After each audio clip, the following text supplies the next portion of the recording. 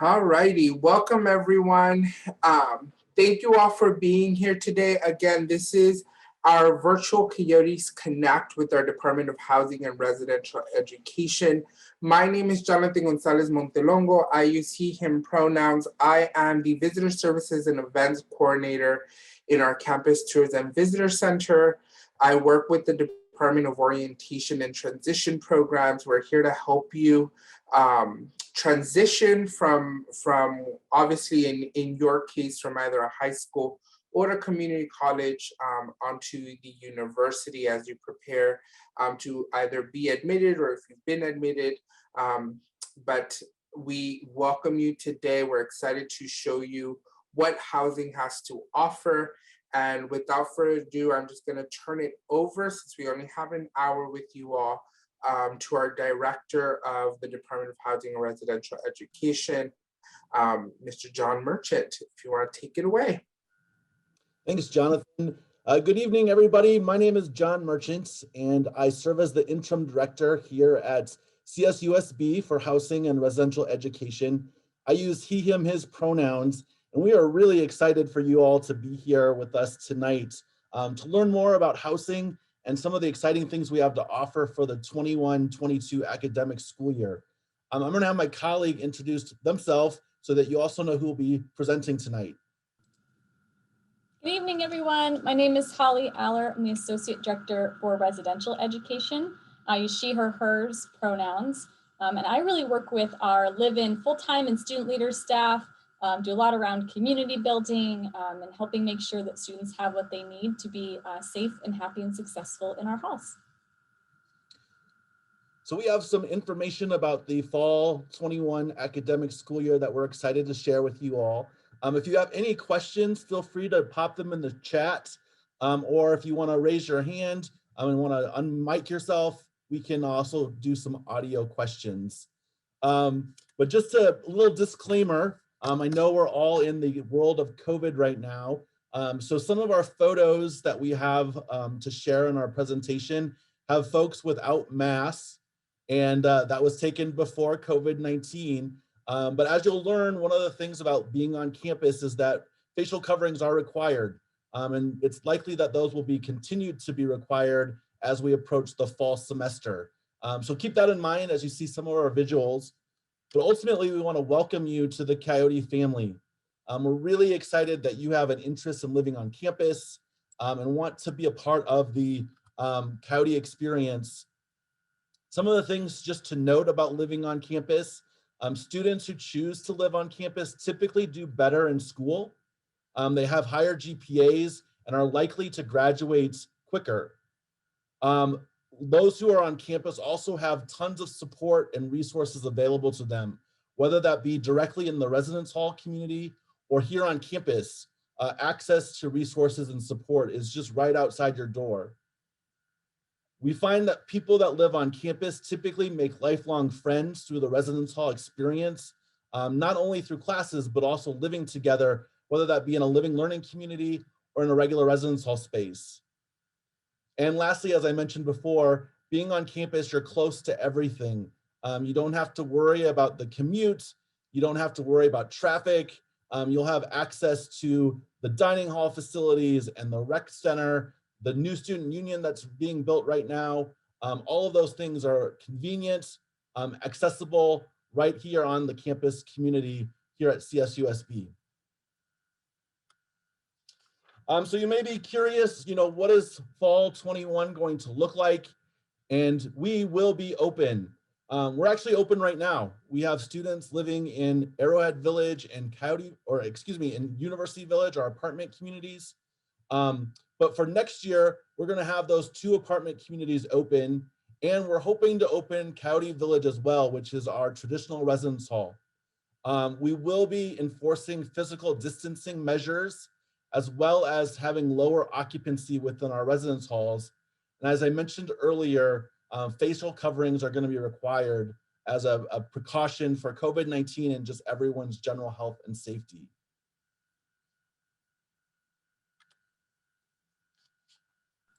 All right, so I'm going to share just a little bit about what those communities will look like structurally in terms of who can live where. So Coyote Village is a traditional style residence hall. It means that it has individual student rooms in it, and then there are shared restroom facilities. So for this next year, any CSUSB student could choose to live in Coyote Village. We have what are typically double rooms, but for this coming year, we are offering double rooms as individual single rooms. And we're offering those at the double room rate, which we'll talk about rates a little later in the presentation. But you'll get a room to yourself, and there will still be some shared community bathrooms. For folks living in Coyote Village, because those rooms don't have individualized kitchens, there is a meal plan required, and there'll be a number of options of meal plans that are available. So as John had shared a little bit, Arrowhead Village and University Village are two apartment style communities. Those are the two that are currently open. And for next year, they will be available to returning students, so continuing CSUSB students and any transfer CSUSB students. And typically this will look like 1 to 2 students per apartment. Each student basically will have access to their individual bedroom and a bathroom within their apartment. And then there'll be a living room and kitchen space that will be shared if it's an apartment intended for more than one individual. Those areas, again, have kitchens. Meal plans are not required there, but there's a lot of really great voluntary meal plans that will be available if someone wanted to use a meal plan or wanted to augment their cooking experience with a meal plan, because sometimes you just don't want to cook every night.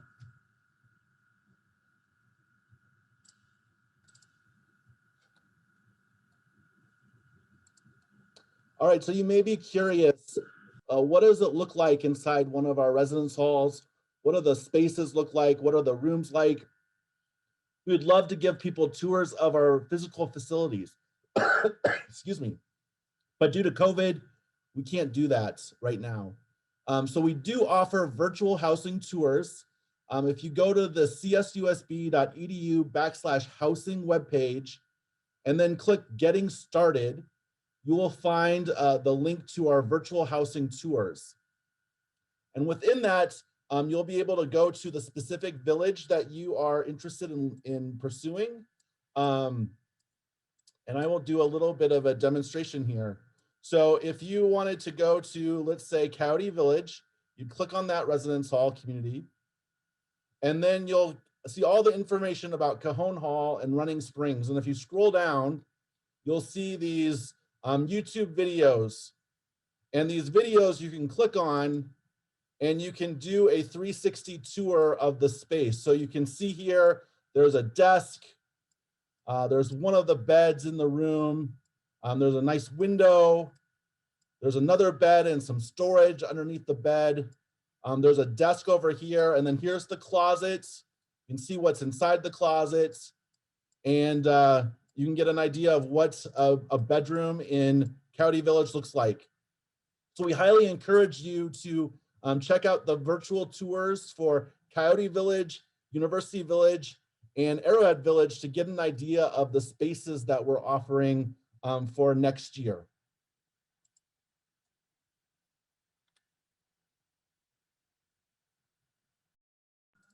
Great, so David, you're correct. Pre-COVID, a double would normally have 2 students in it, correct. So someone, I think Luis, asked a question about what is the difference between a living learning community and just normal living on campus, which is a great question. So you have kind of both options. So you can choose to live in a space where every student gets offered programming, opportunities to engage and connect in a number of different ways. But we also offer living learning communities. So these are unique opportunities to engage over either an academic interest or program, or maybe in a pursuit that you're interested in, or around maybe an identity experience. And there's some different opportunities within LLCs to not just live near people that are sharing that academic program, the identity, that interest, but also we have partners that work with us on those LLCs to create some really cool, unique opportunities for the students who live there. They're pretty neat. The next slide, I'll talk a little bit more about what the LLCs are that we're offering for next year. But specifically, it's this great opportunity to kind of blend your academic experience on campus and kind of elevate that experience in the place that you live. And students have had some really great experiences in LLCs over the years. So we still have LLCs happening currently. We have a number of them next year that we're really excited to offer. And yeah, we can hit the next slide and I'll talk a little more about them.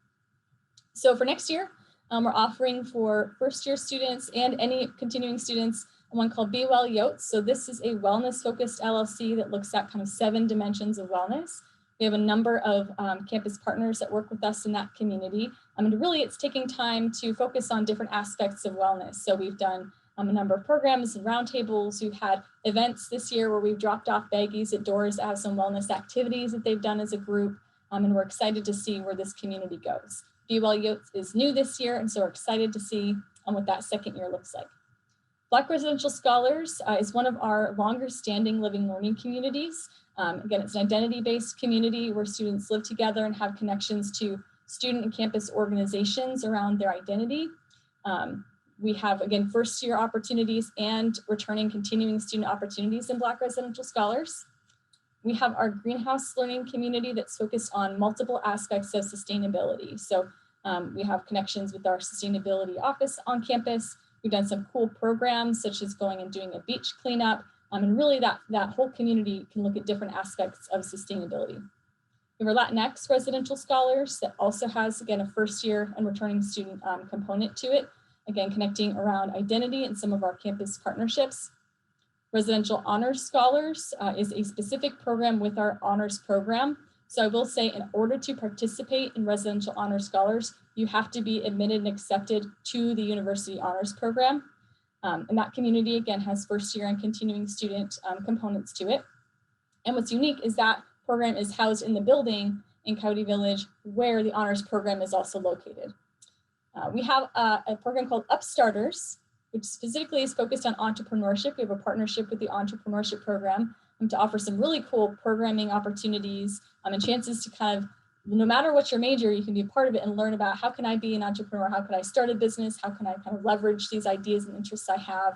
So open to any major, but potentially it could be also connected to the entrepreneurship program. And lastly, Women in Science and Engineering. Again, so this opportunity to connect for women, there's less women typically in the STEM field, creating some of those bonds and connections. And we have some really great female faculty partners in the university who are part of mentoring within that program. So we have some really great experiences. These 3 pictures here show some of our pre-pandemic things that we did.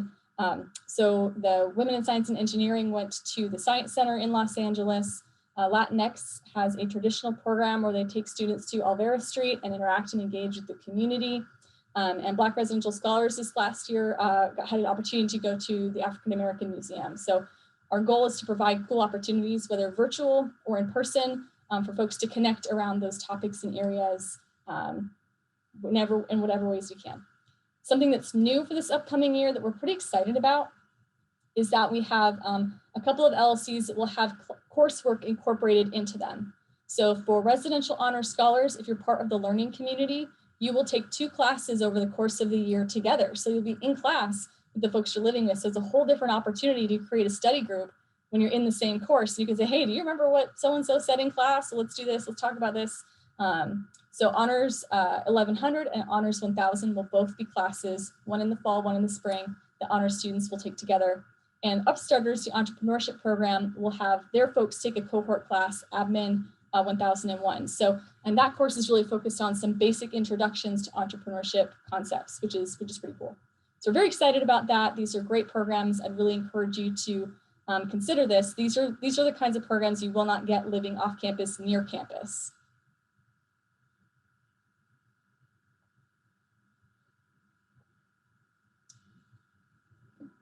So something else I'm excited to share is just kind of what engagement looks like and a little bit about what it has looked like this past year.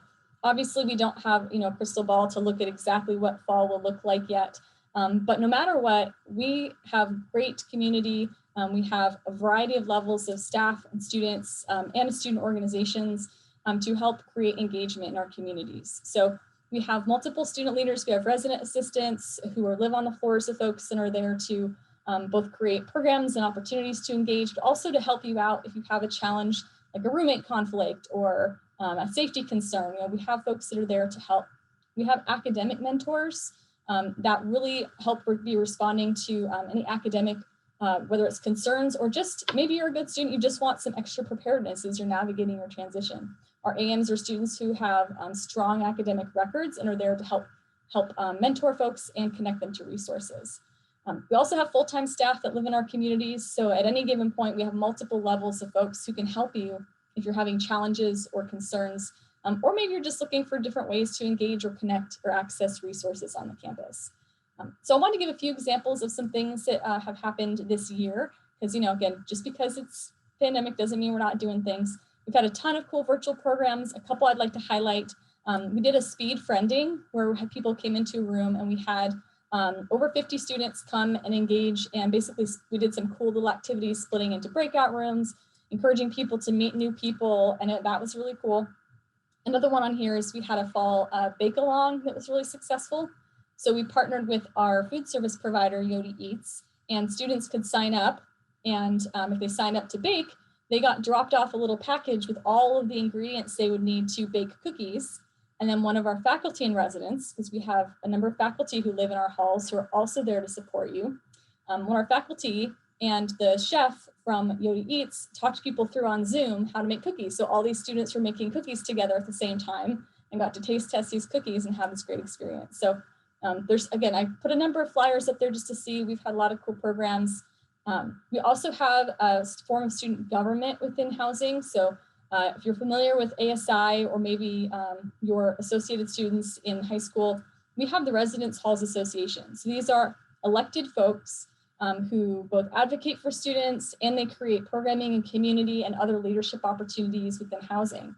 So their mission really is to enhance the resident experience. And we have a really fantastic executive board. We also have a village council. So per village, there's an opportunity for any student. So if you wanted to get involved and just say, hey, I want to help create some events for my community, or, I have thoughts and something that we could make better to make this a great experience, I encourage you to get involved in village council. It's this great free opportunity that's there just for residents to get involved in, to build leadership skills and get connected.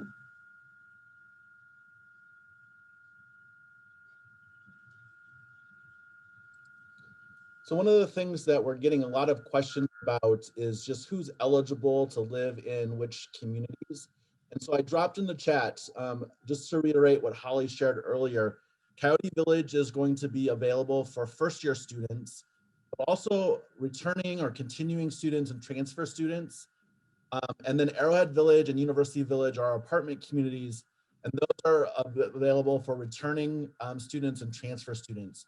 One of the things to note is that we know that many students, because we weren't able to have a traditional experience this past academic year, that there were folks who maybe wanted to live in a residence hall or a dorm, and they didn't get that chance.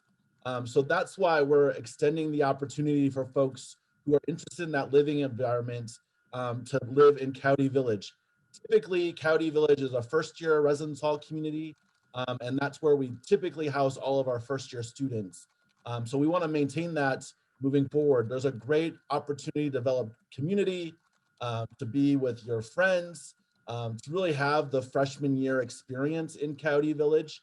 But we also want to extend that to others who may be looking for that opportunity that they didn't get this past academic year. And that leads me to, one of the things that we want to make sure everybody is aware of is the health and safety measures that we have within housing, specifically around the pandemic, and ensuring that everyone will be safe who's living on campus. So a couple of things to note as you're thinking about your on-campus experience is we will be enforcing physical distancing practices, similar to what's going on across the state of California and across the country. But we're also lowering the density of on-campus housing. So as we explained, a double room in Coyote Village, which typically has 2 people, will just be a single room for the fall semester. And there will be 1 person assigned to a double bedroom. When we're in the apartment communities, each person will have their own bedroom and their own bathroom as part of the reduction of people living on campus to maintain that physical distancing. As I've mentioned a few times in our presentation already, we want to be really transparent that wearing a face covering is important on campus, not only for your own safety, but for the safety of those who are working and living and going to school here on campus. So those will maintain to be enforced. There's also an online daily health screen that folks take in order to access campus. And we anticipate that daily health screen will also be required for folks in the fall semester. Our custodians, there are custodians that will clean common areas in Coyote Village, including the community restrooms, and then all of the common areas in Coyote Village, University Village, and Arrowhead Village. So stairwells and elevators and any sort of common space. We'll make sure that custodial staff is cleaning those regularly to prevent the spread of COVID-19. We are encouraging anybody who can to get the COVID-19 vaccination. At this point in time, that will not be a requirement for CSUSB, but we are highly encourage folks who are able to get the vaccination to do so, and also to plan on getting the flu shots for the fall. We will provide and offer quarantine and isolation spaces within our housing inventory. So if you are exposed to COVID-19 or if you test positive for COVID-19 and you don't have an alternative place to go, we will have spaces designated specifically for those who had an exposure or test positive for COVID-19. And additionally, we'll have measures that we'll outline in our addendum that will complement the student housing license agreements that will outline specific things about living on campus during the pandemic. So there are some things that at this point in time, we're just too early to forecast, but as it gets closer to fall or August, we'll be able to communicate to everybody what those expectations will look like in terms of hosting guests, what the different requirements for living on campus are in the pandemic. Will we be able to have common spaces open for people to use and access? Again, it's just too early for us to know that information at this time. As we look to August and the move-in period, we'll make sure that things are safe for you and a move-in helper. So we'll ask everyone to sign up for an appointment to actually schedule when they'll be moving into their residence hall. And again, they'll have one person that they can bring with them to move their belongings to maintain that lower density of people on campus. And our dining provider, Yodi Eats, will also be implementing safety precautions and measures as it gets closer to August in regards to the dining hall and the meal plan accessibility. So we take the safety of our residents and our community really serious. Again, we've been open since the pandemic started last March. And so we have done a lot to make sure that people are safe and that there are lots of ways that people feel comfortable and healthy living on campus.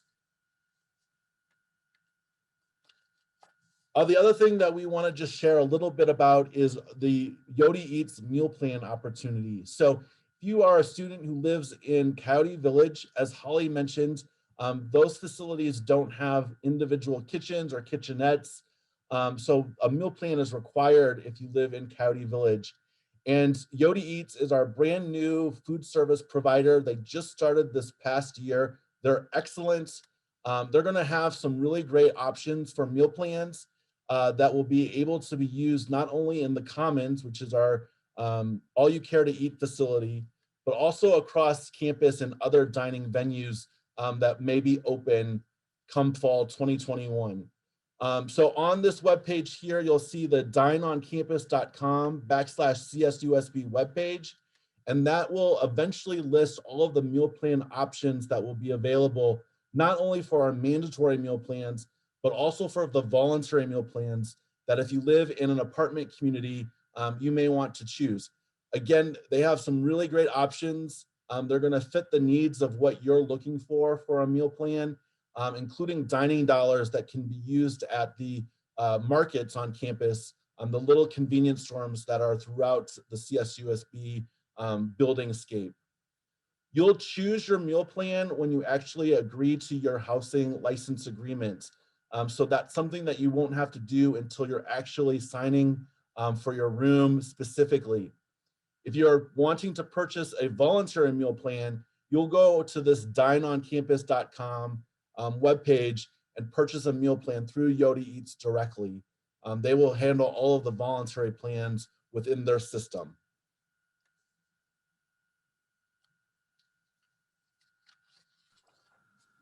All right, so just a little bit about our rates. We do have them posted, so you can, take a look at the rates and get some idea about, what for planning wise, how might that make sense given, your budget and what you have available for yourself for housing for this next year. We know planning early can be really helpful. So you can kind of see in our chart, we've got, Coyote Village indicating, again, one person per double room. We've got two sets of rates up here. We've got the academic year rate in general. So if you kind of split that in two to give you the idea of how much per semester, and then the early application rate. So I'll talk on the next slide, but we do have kind of a cool offering for a discount if you apply early.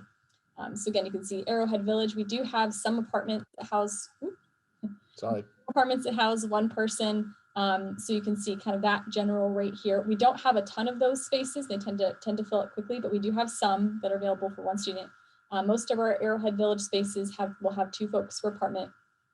Similar with University Village, we have some spaces that have one space for the student in the apartment, and most of them are two persons in the apartment. So again, we just wanted to give you an idea, kind of the rate of housing, so you can get some idea what you'd be looking at. And I'll answer the question, what's considered an early application? We'll slip to the next slide and we'll talk you through that.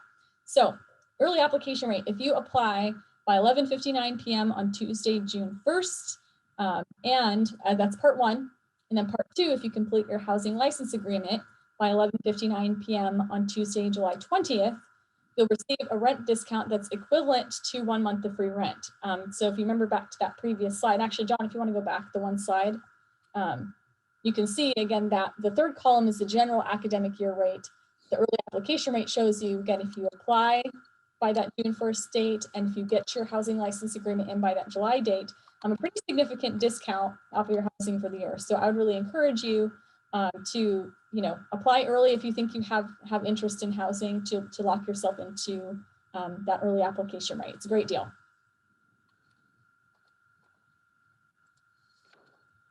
I think that's everything about the rate. So there are some questions about how do I apply, which was great segue to our next slide here. So once you have been admitted to CSUSB and you have your My Coyote credentials, you can log into the housing portal by going to our housing webpage. So csusb.edu/housing, and then you'll navigate to the housing portal button, which is circled here on the screen. Once you are able to log in with your credentials, you'll get a screen that says California State University, San Bernardino, Housing and Residential Education. And you want to select Apply for 21-22 and hit Apply. And then from there, you will navigate along with the navigation button. So your demographic information that you submitted on your application will populate. And then you'll be asked some questions that will be standard for the application process. Everything from if you're interested in living in a living learning community, to if you're wanting to live in an apartment, do you have an apartment mate preference, and then some other general information. The key is as you're navigating through the application, to make sure you hit save and continue throughout, so that your information doesn't get lost. And then some things just to note about the application. Regardless of village preference, everyone must complete the following. The roommate profile. So you may be living in Coyote Village and you know you're going to be getting a single room at the double room rate. We still need you to fill out the roommate profile because that'll be helpful for us in a bunch of different ways, moving us forward in our selection process. The other thing is there's opportunities for the roommate selection and the roommate preference. Specifically, if you're going to be in an apartment and you want an apartment mate, there will be chances for you to review that through the housing portal. And lastly, you'll be able to select your room type preference. So the options that you have is Arrowhead Village, which is an AV private bedroom and a private bathroom. University Village, which is a UV private bedroom and a private bathroom. Or Coyote Village, which is a private bedroom and community bathroom. And again, first year students will not have the option to preference the apartments, but returning and continuing and transfer students will find all three of these options available to them. Additionally, if you submitted your application today, our goal is to start posting your housing assignment the week of April 19th. So again, if you want to get the early application rate, you want to lock into your space and sign your student housing license agreement, starting the week of April 19th is when we'll start making those assignments. Additionally, once your housing assignment has been posted, you'll need to confirm that you want that space by signing your license agreement and paying a $100 non-refundable prepayment. And that prepayment guarantees your room and also is applied to your fall rent. Excuse me. So if you choose to live with us, that $100 will just apply to your fall rent payments. If you submitted your $100 prepayment and you decide that you don't want to live on campus, you'll forfeit that $100 prepayment. And then we will then apply the room that was assigned to you to another person so that we'll be able to fill our beds. Again, as we've talked about, the early application rate is if you apply by June 1st and if you sign your housing license agreement by July 20th. And lastly, we want you, excuse me, to add housing at CSUSBadmissions.edu to your contact list so that any communication from our department doesn't go to your junk folder, as email will be the primary way that we'll do most of our communication regarding your application.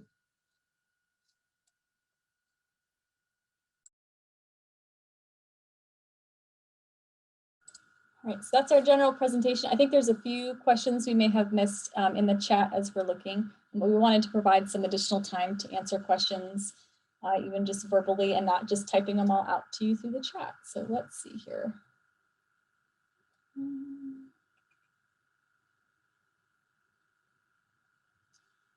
I'm just trying to scroll back a little bit and see where I stopped seeing questions coming in here. Let's see, got that one.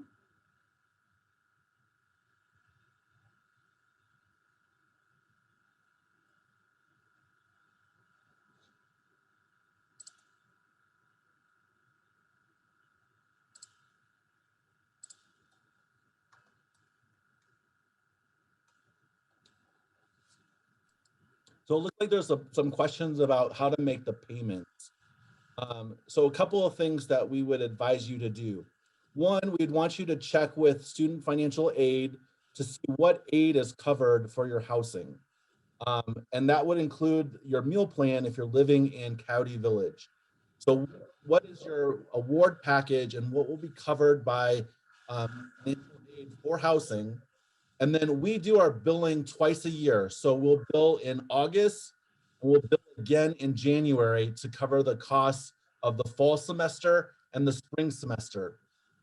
Student Financial Services, which is our Bursar office where we do student accounts information, they can also work with you on a payment plan if you're interested in having payments over a certain amount of time so that you don't have to make two payments, one in August and one in January for your costs. But again, each person is going to have a different way of navigating their finances for housing on campus. So we really encourage you to contact Student Financial Aid and also Student Financial Services, specifically if you're looking for a payment plan to cover your housing expenses.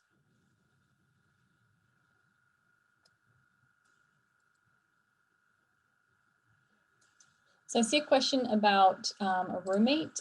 Again, it's helpful to let us know that information if you know it up front.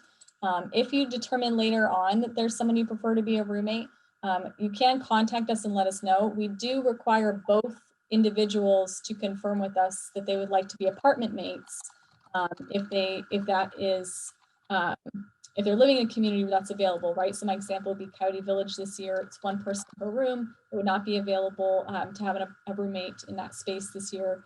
And again, even in the spaces that we have multiple students, their maximum per apartment would be 2. So if you had a preference for someone, we'd need to hear from both individuals that they would be choosing to live together. And we do a pretty good job of it. We want you to have a good experience and be comfortable, right? So we try to work with folks, but let us know let us know before move-in. Let us know as early as you can. But also know that, again, within our spaces, we can only have a max of 2. So we don't have the ability to accommodate larger groups for apartments right now as well. So keep that in mind. Looking for one, if you're looking for planning for a buddy, just one, but also know that what you fill out within the application with some of those roommate preferences, if you maybe don't have a particular person, don't worry about it. That's okay. Like, we help place based on those pieces that you put into the application. So be honest when you're filling out that roommate questionnaire, so that we can help place you with someone who has a high likelihood of sharing habits and being someone that you could have a good experience with. Are there some questions about the application? And the application is now live. It actually went live on February 1st. And we encourage you to apply as early as you would like to. So if you're feeling very committed to living on campus, you feel like this is something that you want to do, you want to lock into that early application rate, we encourage you to apply now. We will then be able to start working through the assignment process, and you'll have an assignment then starting that week of April 19th for those who have applied. The other thing, there was a question about summer. We do offer summer housing. Typically, summer housing is available for continuing and returning students and transfer students. We can't always guarantee that summer housing will be in your actual assignment. We do consolidate our residence hall spaces over the summer so that we can do work, repairs, and do things like that while we have lower density on campus. But we do offer summer housing to folks throughout our program. I see a couple of questions. One on the charts. I assume that you mean maybe the kind of breakdown of the discounted rate versus not. If you go to our website, and I can put the specific page in the chat too of our website, we have information on the rates and payment. And this actually, I think, has some even more helpful charts. We wanted to have something nice and consolidated for the presentation, but this kind of breaks down a little more specifically for each village, where you can see, again, that room type information we shared, what the fee would be per semester, and then the academic total there. So, take a look at that information if you were looking for kind of a chart, again, for that pricing. We're not trying to hide that information. We want to make sure you have access to it. I see a question, what village is best for a transfer nursing student? Honestly, it's really going to be dependent on so many things, right? I think if you had interest in living near and connecting with other transfer students, consider that transfer LLC. We certainly have nursing students living in all different communities. So some of it will be, take a look at what we have offered if you're interested in maybe a different LLC, or, take a look at those 360 tours that John said, to get an idea of which community you feel like you may feel comfortable in. So I don't think that there's a one best, and we definitely have nursing students who live in each of our villages right now. It's really going to be about fit for you. Derek is asking, what's the deadline for the dorm application? We really don't have a specific deadline. We do ask folks to apply early so that we can guarantee you the space. Obviously, as we've mentioned, we'll have lower density opportunities on campus. So if you really want to get a space, apply early. If we are full, if for some chance we become full, then we'll maintain a wait list, and we'll work through our wait list to be able to house everybody who's desiring housing on campus. So again, the ability to apply is now. Lock into that early application rate and get an assignment by August or by April 19th, or the week of April 19th, and you'll be set for the academic year. Someone was asking a little more about the payment plan. So we don't actually run the payment plan. That's through Student Financial Services. What I will do though is I'm going to put a link to see that information that Student Financial Services has about the installment plans. That being said, what John said earlier is spot on, of making sure, you know, you are communicating with financial aid and understand what your aid looks like. You know, and if you're interested in a payment plan, working with Student Financial Services directly on that. There's another question I saw. So you got someone at Luis asked, do you try to group roommates by major if none is selected? So we group based on that roommate profile. Our system is actually pretty cool. It has, you know, some intelligence behind the scenes that will help us see percentage of match between some of those roommate pieces. So whether it's, you know, do you like a space that is more organized? Do you prefer a quiet, steady space? You know, what kind of, do you think your schedule might look like? Will you tend to be up later at night? Those kinds of questions. So we'll try to group folks based on those pieces. Now, obviously, if people select an LLC, we first look at place at LLC. So you would have that in common if you opted into one of those communities. But really, we know that while it could be cool to live with someone of the same major, it could also be really cool to live with someone of a different major. And what's important when you're in a living environment with someone is having ability to respect what each other's needs are in a living space, right? That's really different than just being friends with somebody down the hallway. Like, you've got to deal with this person. So we try to make sure that we set you up for the best success with the roommate experience. The question was, do you have to accept admission before applying for housing? Basically, you need to have your My Coyote credentials to log into our housing portal. Excuse me, and to be able to apply. Now, you can apply and, you know, not decide if you're coming to CSUSB yet, but we do ask that, you know, once we want to make a room assignment, you're going to have to sign your housing license agreement and pay that payment of $100. So just think about, what is your process? What does your financial situation look like? If you're really committed or you're not sure, definitely apply, but just know, like, you may not get a room if you're not admitted, if you haven't accepted admission to the university.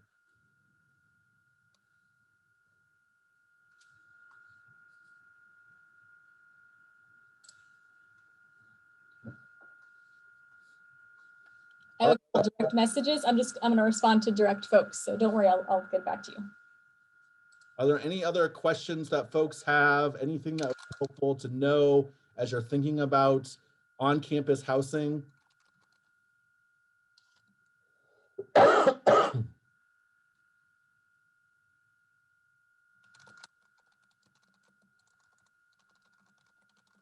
Kristen, great question. If there was a major closing due to COVID-19 and students had to go home, will we still be obligated to the contract and have to pay, or would the contract be canceled? You know, we're not going to make any promises at this point in time. We will evaluate the situation as they arrive, but we will be fair to the students who are on campus. We don't anticipate there being a concern at this point in time that we would close housing. Again, we haven't closed housing during the pandemic thus far, and all the safety precautions that we're making, lower density of housing, regular cleaning spaces, face masks, limiting common areas. We're anticipating that those will be helpful things for folks so that we don't have to worry about closing housing or you know, encountering another wave of the pandemic that would make us have to close. But we'll take those on a case-by-case basis. We do think that the measures that we are taking for your health and safety will be really helpful. And we know a lot more information about COVID-19 than we did last March.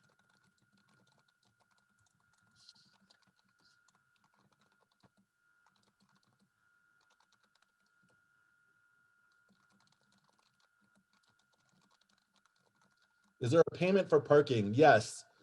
You will work with parking services to purchase a parking permit.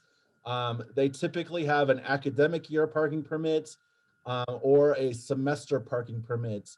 But those rates and that information, I know Parking Services is currently working on, but there is a residential parking permit required to park on campus during the academic year and each semester.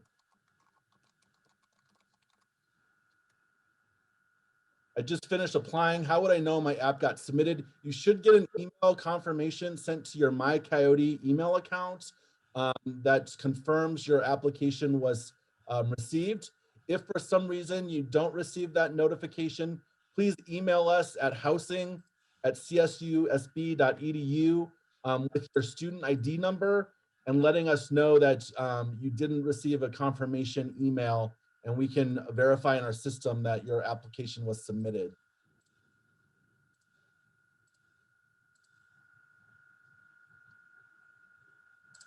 And yes, the login for your My Coyote is the credentials that you use to log into My Coyote or your email accounts. Those are the credentials that you'll need to use to get into the housing portal.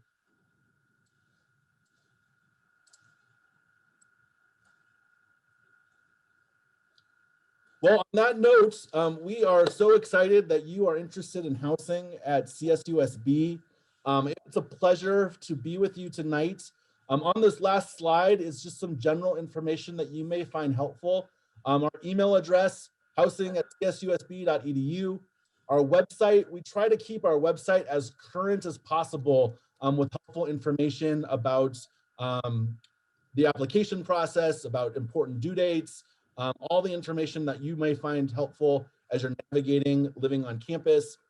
Our phone number, right now we are having limited phone communication.